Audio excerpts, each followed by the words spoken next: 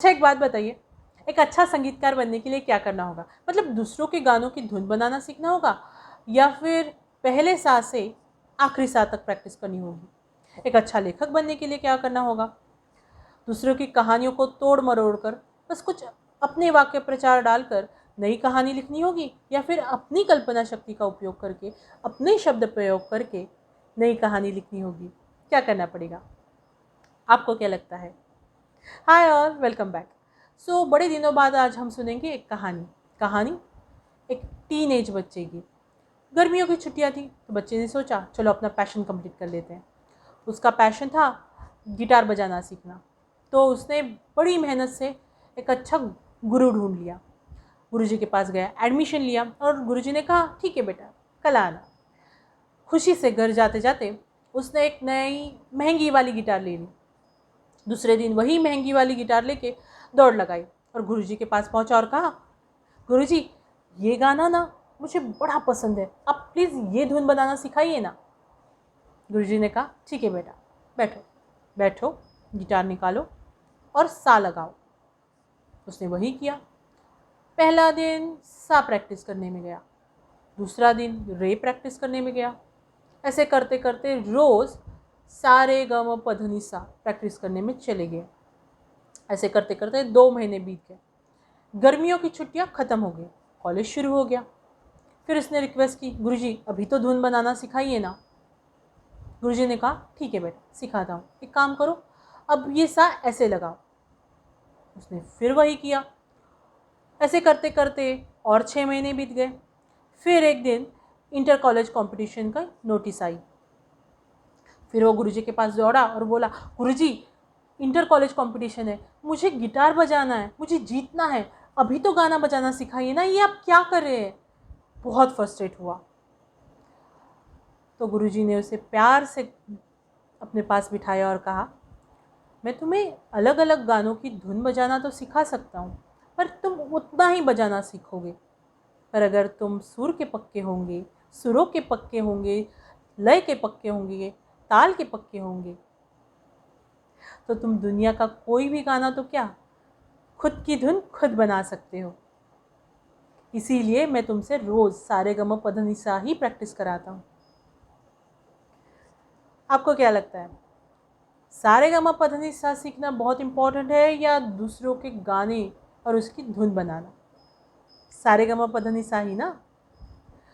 इसीलिए शायद हमारे सिलेबस में पहले अ आ ई उ सिखाया जाता है, फिर क ख ग घ न, फिर उसका क का की, फिर उससे जोड़ाक्षर, फिर शब्द प्रयोग, फिर जाके हम वाक्य लिखना सीखते हैं।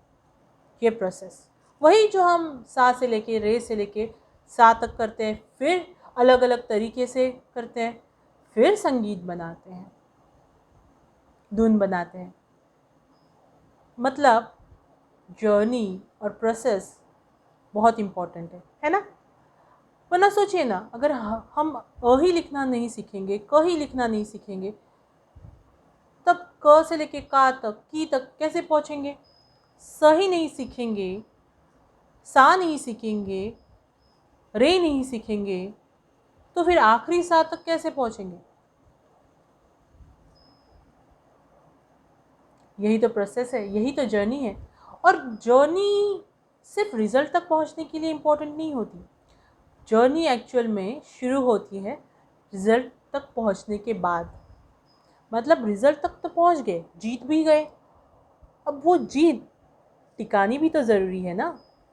वरना तो फिर रिकॉर्ड तो आए दिन रोज़ बनते जाते हैं, रोज़ कोई आकर नया रिकॉर्ड बनाता है, और रिकॉर्ड्स तो बनते ही हैं तोड़ने के लिए।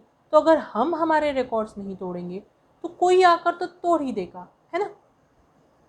पर अगर नए नए रिकॉर्ड्स बनाने हैं, उसके लिए पुराने रिकॉर्ड्स तोड़ने पड़ेंगे, और पुराने रिकॉर्ड्स तोड़ने के लिए जर्नी पे फोकस करना बहुत ज़रूरी है।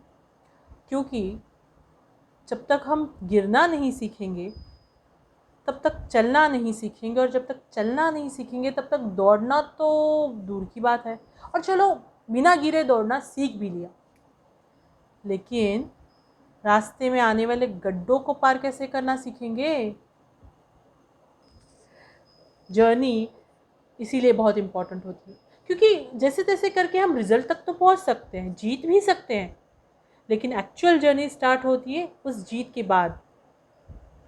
उस जीत के बाद जब नए नए हर्डल्स, नए नए चैलेंजेस आते हैं, तब वो जर्नी इंपॉर्टेंट होती है, क्योंकि उस जर्नी में हमने ऐसे बहुत सारे चैलेंजेस फेस किए होते हैं और उन्हीं चैलेंजेस के एक्सपीरियंस से हम अपनी जीत टिका सकते हैं, नए नए रिकॉर्ड्स बना सकते हैं। इसीलिए सारे गम प ध नि सा और अ आ इ ई से लेके क ख ग घ न और फिर क का की बहुत ज़रूरी है। शब्द बनाना नहीं सीखेंगे तो वाक्य कैसे लिखेंगे, है ना? आपको क्या लगता है, जर्नी इंपॉर्टेंट है या सिर्फ रिजल्ट? प्रोसेस इंपॉर्टेंट है या जीत?